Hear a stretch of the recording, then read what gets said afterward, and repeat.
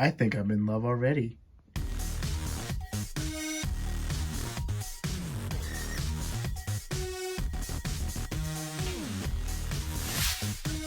How's it going, guys? It is Plastic Disasta. You might be wondering, well, why are you in love with this kit even though you haven't completely reviewed it?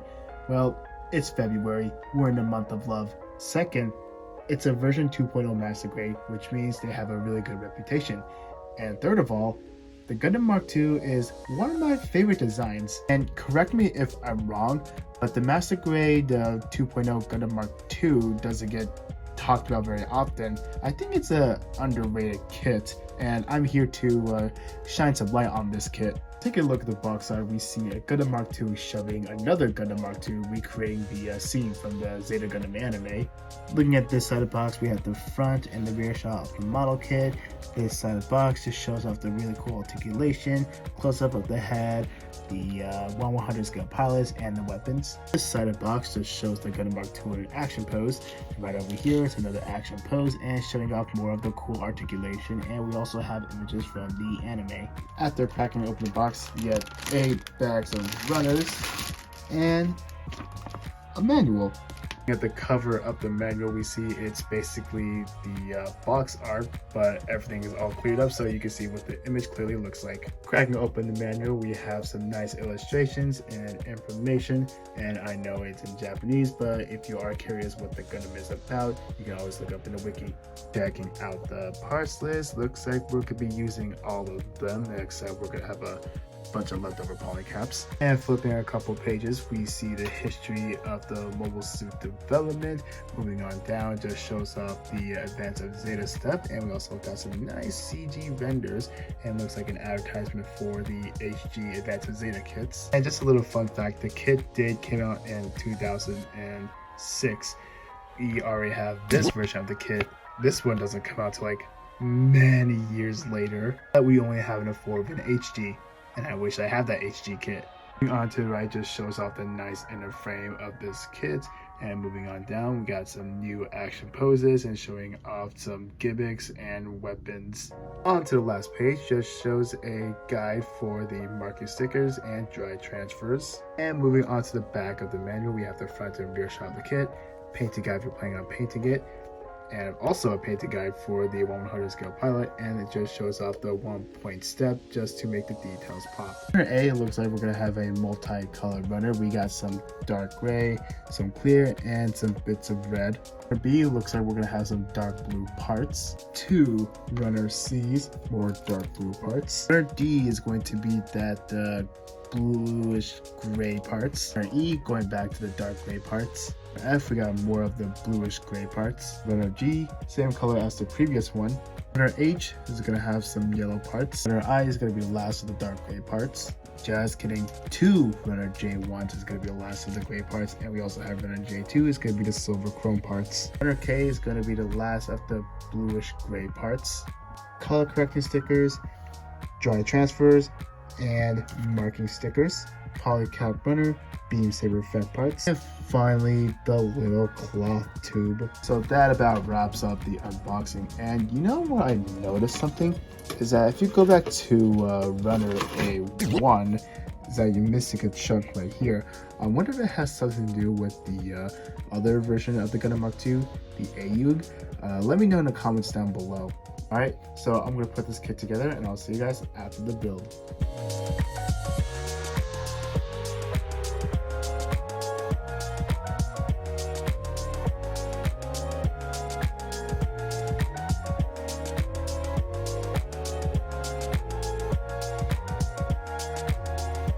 Here is the kit all put together, and overall I really did have fun putting it together, but the one that did stress me out a bit is putting the shield together.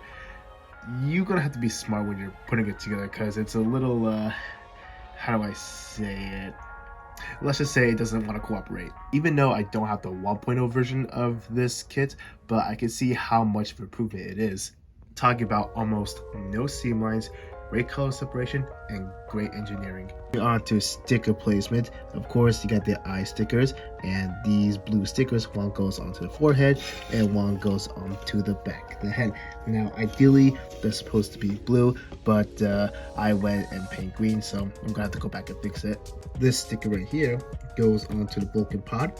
This green rectangle right here goes onto the bazooka. Finally, the black and green sticker goes onto the beam rifle. I know I did say almost no seam lines, but the ones you're going to have to worry about is the ones that is the side of the head.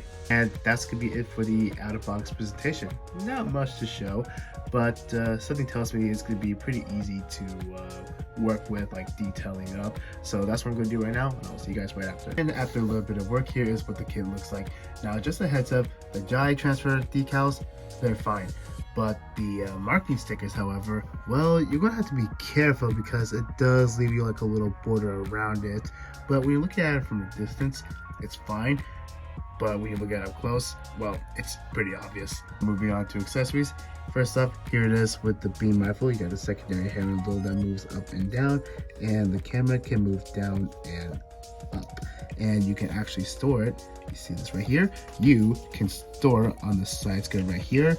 Just plug it in right here, and voila. You also get a removable ammo pack, but for some weird reason it doesn't want to cooperate, but I promise you, oh, there it is. Also have two more on the shield. And speaking of the shield, it also has this nice feature where you can collapse it, and it can also rotate. You can plug it on the side of the arm or under the arm. Except you have the bazooka, which can move up and down to help to hold the weapon. The ammo pack can move out, and it can store onto the side skirt, similar to the beam rifle. Not only you get one, but you get two of these. And if you want to store the bazooka, just open this little flap out and just plug it right here, and there you go. Except you have the Vulcan head pods. The antenna can move down and up, and of course it attaches onto the head. It should look something like this. Just make sure the tab gets in there. And finally, you get a 1/100 scale standing pilot.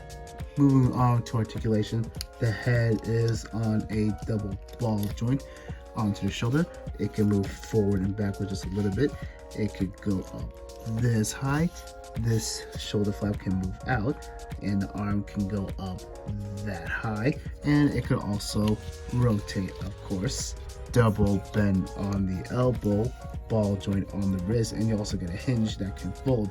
And as for the fingers, you get a ball joint on the thumb and a trigger finger and 3-finger split. I'm going to do this in out of order just a bit, because what I forgot to talk about in the accessories is the beam sabers, like right here on the backpack, which of course is on the ball joint. And yes, it can pop out. And what I also forgot to mention is that the weapons does have a little tab or a little hole that can go onto the tab right here under the hand. To get the beam saber out, you just pull this out and just voila. And of course, you get two beam saber effect parts for two beam saber handles. Since we're on the backpack still, I already said these are on a ball joint. And speaking of ball joints, each thruster is on a ball joint, and some tighter than the other.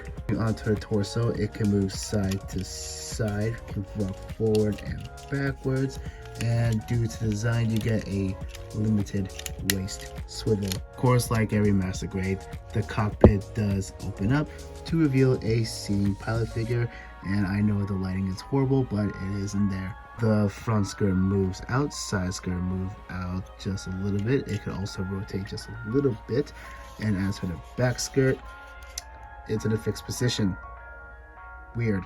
Moving on to the hips, the ball joint is on the thigh, but you get a really nice swinging mechanism right here, and you also get a thigh swivel.